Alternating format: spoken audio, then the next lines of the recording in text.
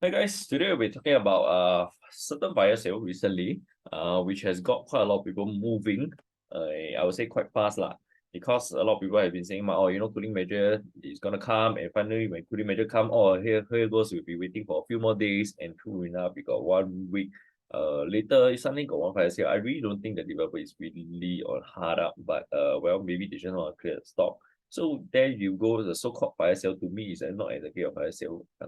I'll share with you later in a short while or exactly why I think so. But anyway, if it's really a fire sale, sometimes we have to sit back and examine whether is it really worth what I call real fire sale, or is it really like a fire sale because the developer is struggling to get the stock out of their hands, and hence the fire sale.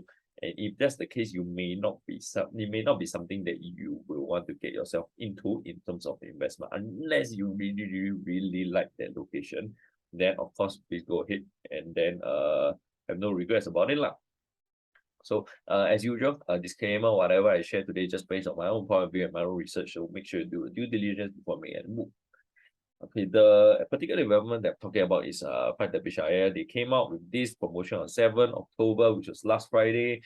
From 2004 PSF, you got a three price promo for this floor range, you got this floor range and this floor range, and which is quite a decent drop, because for 592 square feet, if we entering at this price and this kind of PSF, you got some people already jumping into a rental model at 2,500 plus PSF, and those are 99. This one is a freehold, and we are talking about Newton, and hence people will think like, hey, if Lentok can be selling 99-year leasehold, not that kind of 鸟不生 location, then might as well I go and jump into Newton,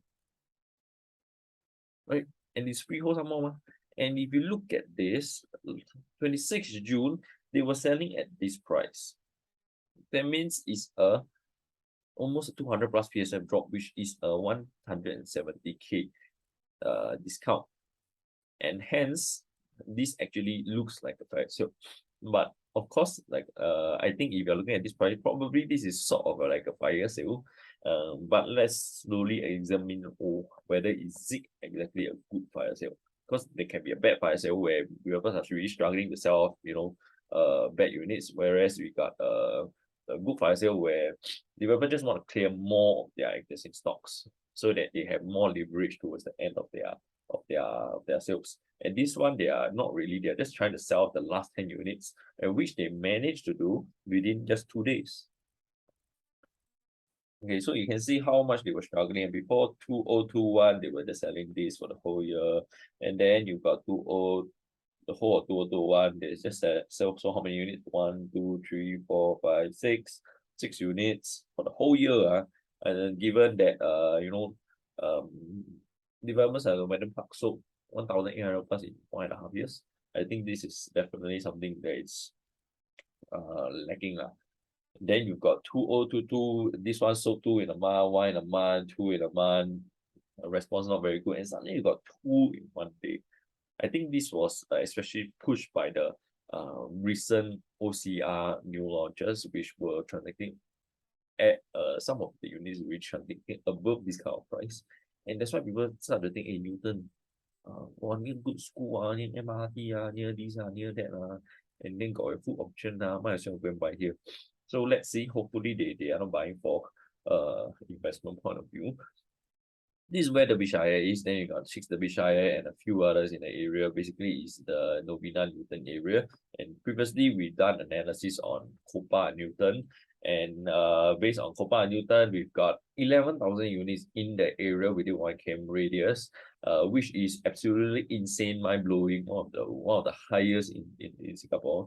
One of the highest densely populated area in Singapore, and that's why for Newton area, you realize there's a hell lot of supply, and also probably easier to get a rental over there, or if you are a tenant. But on the other hand, you've got this guy over here, which is not too far away. So let's see. I would say maybe it's not. I please don't make me recalculate again. I got a big headache calculating this, keying all the figures into a calculator. It almost killed me, so I'm not gonna be doing it again. But I'm pretty sure the numbers are almost the same, maybe like 8,000-9,000, which is still way oversupplied, and not something that I would jump into for myself if I'm looking from a safe investment point of view. I put up 4 other developments in that area that are similar in terms of characteristics and location, and both all of them are almost about 10 years or just slightly below or below 10 years, and maximum is this one like 11 years now. You see the 11 years, but the characteristics are about the same. Let's see their performance. You got 6 Derbyshire which went up, then after that crashed down, which is quite similar to this. Could it be? Actually, I would say it is going to be, because this guy is transacting 2007 plus over here. Then we've got a recent promo which is here. So it seems that history seems to be going to repeat itself. So good luck to those guys who are buying for an investment. Then you've got the yellow color, the Sweets and Newton over here. Let's not count this few lah. So it's trending downwards. You got Lucida, which is going downwards, and then you've got Miro, which also took a nosedive after the cooling measures of TDSR. So based on this, it seems to me that it doesn't seem very optimistic for 5 Derbyshire based on similar characteristics of development due to the oversupply of the area, and also you've got a very, very, very common product in that area where a lot of them are these kind of small freehold developments, and hence there is not a distinctive factor, which means that next time if you want to sell, it's not going to be too attractive to buyers, because your product is easily replaceable by others in the area, and there are lots and lots of them in the area to replace your product, and hence it may be harder for you to charge a higher price for you to exit. So on the other hand, if you are too concerned, if you are always saying, oh, location is very important, you've got these two in the same exact location, but they're just across the road. One is just across the road from the other one. And back when this one was launched, this one was selling just now here. Right? This one was selling quite a bit below, but today it went downhill. Then on the other hand, this one, if it's more expensive, went up. So does more expensive mean that it's not always good? So it really depends on whether you are able to analyze the characteristics of the developments in the first place. Okay, and then on the other hand, also this one somewhere in Serangoon, you've got these two developments. They are side by side, almost exactly the same age. Freehold also, one is going sideways, the other one is going upwards. So what are the key factors that are affecting these two that allows the green one to be fine, while the other one is still underwater? Okay, how are you able to spot this kind of development? Because ultimately, when we are buying for investment, we want to make money. And if you are not making money in your property, you're just going for a rental. I think, to be honest, you put your money in CPF, you also got a risk-free development. Why do you need to worry about your tenant? Why do you need to worry about monitoring the market, monitoring this one, getting all the tenant issues? Just put your money inside CPF, and it's going to be working much harder and easier for you. And on top of that, those in OA is going to be compound interest some more, right? So I'm not saying OA is the best investment. I'm saying that it's almost like a risk-free. It's not totally risk-free. It's almost like a risk-free sort of investment. So why you want to trouble yourself, pay all these, pay and rent all these few years, then finally go and cover your buyer's before you even cover your interest, all your other payments. So how are you going to spot developments like this that can help your investments buy as compared to those like this? And exactly remember, these two are similar location. They are just side by side literally. And if you're not happy with your neighbor on either the other development, you can just throw one egg. You can still hit the other neighbor. Then that is how close they are. So is it really a location problem? How are you able to look past all these things that a lot of people do not realize, and then put yourself in the safest position, especially in today's climate where there's a lot of fear? How do you position yourself such that 5 to 10 years down the road, when this market sentiment is a lot more optimistic, are you able to get out on high note? 5 Derbyshires, I rank this based on their PSF. Then you can see we got people entering as low as 2001. You got people entering almost in 2007. And if we go by the so-called fire sale, 2004 PSF over here, which would have landed you around this region. And if we look at this being around this region, is it exactly a fire sale? I would say a fire sale to me is more of somewhere that is around here, right? So actually today is not really like a fire sale. It's more like develop shut the price, then drop the price, and people suddenly think that it's fire sale. Because isn't it like common tactic? You know, you go to shopping mall, they push up the price, and then the thing doesn't sell, they will just put, oh, this one is the usual price, and then no, drop 20%, or this one is a fire sale, and then guess what? People rush in to buy lor. So it's a common sales tactic. People actually are falling for it.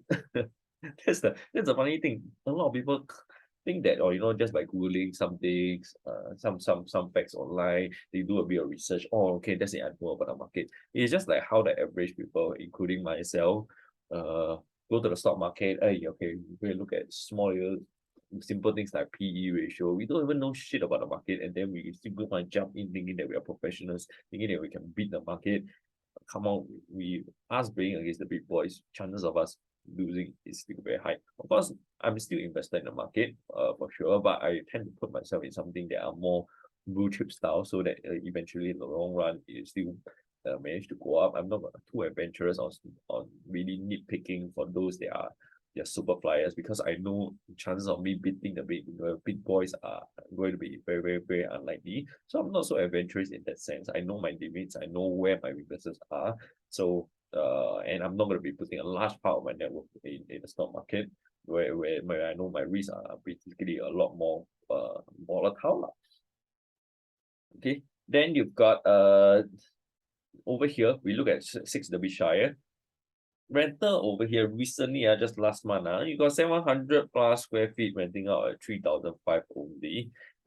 You've got this one renting out at 4,000. So even if this one is the promo units are 592 square feet, right? And usually the newer ones will be renting out at a higher price on a PSF basis.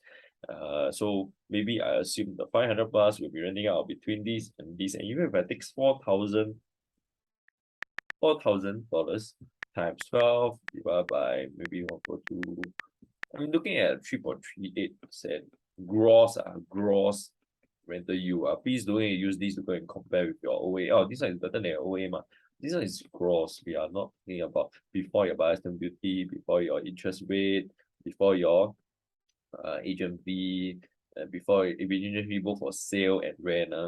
And then we've got your property tax, and then you've got your income tax, and then you've got your maintenance fees, and everything. After everything, how much is going to be your net gain? I think is definitely more towards something that is 1 to 2%. Okay, unless you're telling me today, no, TT, I don't care, I'm gonna be paying full cash. Then maybe in that sense, okay. But if that's the case, then even a larger part of your capital is going to be at risk. Isn't that even worse? So why are we doing all this? Because at the end of the day, you're talking about leveraging money. You're not leveraging in terms of property, then this is the wrong game for you to be playing now. Considering the amount of risk that people are actually taking to jump into big purchase like this. On the other hand, you've got another development over here recently, TOP. You've got a 5th floor of 600 plus square feet, transacting at this price 1.348, which is lower than the 1.42 that we were looking, the so-called fire sale that we were looking at. And then we've got the same unit not exactly the same unit almost same coverage, same size, renting about 4,700, and the other one just now you look at the size 700 plus, 800 plus renting out 4,000. This one 600 plus renting out 4,700. Which one has a higher rental yield? I think the answer is very obvious, right? And this alone gives you 4.1% based on the recent resale price at 1.348 million. On the other hand, the city's exact same unit previously bought for this price at this kind of PSF.